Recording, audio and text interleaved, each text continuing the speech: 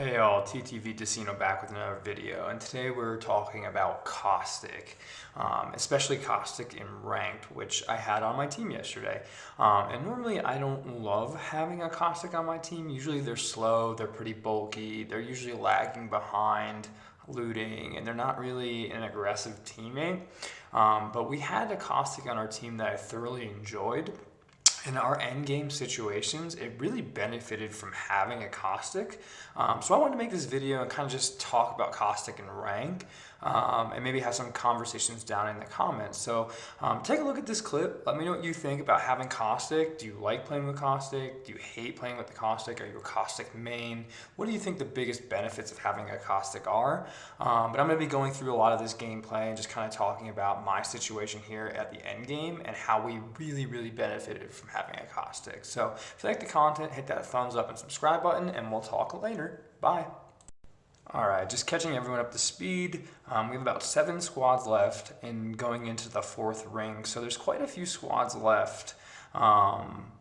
Heading into some of the final rounds here. Our boy Slurpee has been killed out, and we are actively trying to res him, but we know it's going to be a hairy situation trying to do that. So knowing that we have a Caustic, we always choose the building for more safety, and we trap up just in case someone tries to push us. But our main goal right now is to get Slurpee back into this game, so let's see what happens. So our first part of our plan is to get Slurpee res, which our Caustic runs off and does. The one thing that we know is this is going to be a really hairy res, which is why you see me toss my jump pad to get him back into safety as quick as possible.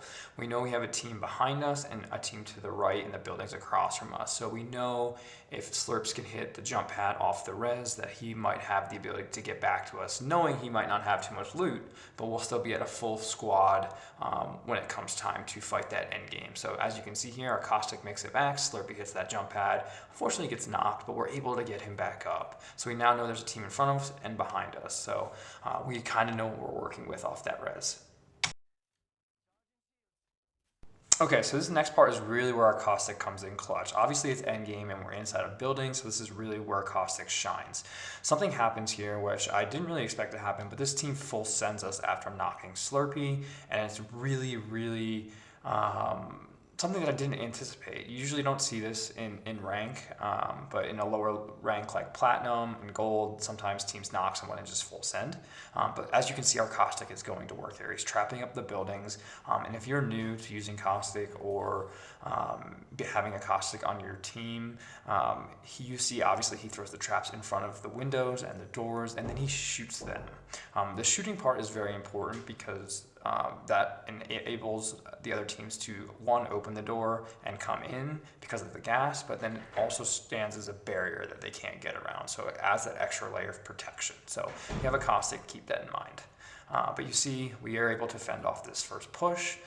We knock the full squad and wipe them, and we're able to loot up and get Slurpee some extra loot. So that Caustic really came in handy for us. Okay, so if you've watched any of my other videos, you know that at this point in time in the video, where there's 5, 4, 3 squads left, I'm looking at map rotations and endgame circle. So I noticed that we have to move. I see that there's 2 teams in front of us fighting to the right, and I'm not exactly sure where that last team is, but I'm hoping that if we can get this left side of the ring, that would give us the ability to really trap up and have some cover from when, one, that team has to come out of the bunker and they would catch the other team on the other side of us. So those 2 would fight and give us free shots on the team coming out of the bunker. So I thought the left side of this bunker was the best place to be. If you're new to Apex or maybe the rank scene, one thing I like to do in rank especially is I call it playing off my team. You can see that Slurpee's is far away from me and our Caustic is a little bit farther up. I do this on purpose in case this team in the bunker full sends us. If we're all standing together, that's easy shots on all of us and they can all just group aim us. But by me playing off of them, if they were to full send us, I would have a good angle and they wouldn't have the easiest of shots on all of us at one time, or they don't even recognize that I'm there, and that just gives me a free knock. So it's always super important to play off your team, but not to be too far away from them at the same time. So keep that in mind if you're a new player. Okay, so here's the moment we've all been waiting for. Here comes the Caustic and where they shine endgame. I think out of the three teams that are left, we have the best positioning. That team on the far side is going to have to push up those stairs, and they're going to run right into the team in the bunker coming out of bunker. We have the slow side of the ring, so we can hold our position a little bit longer.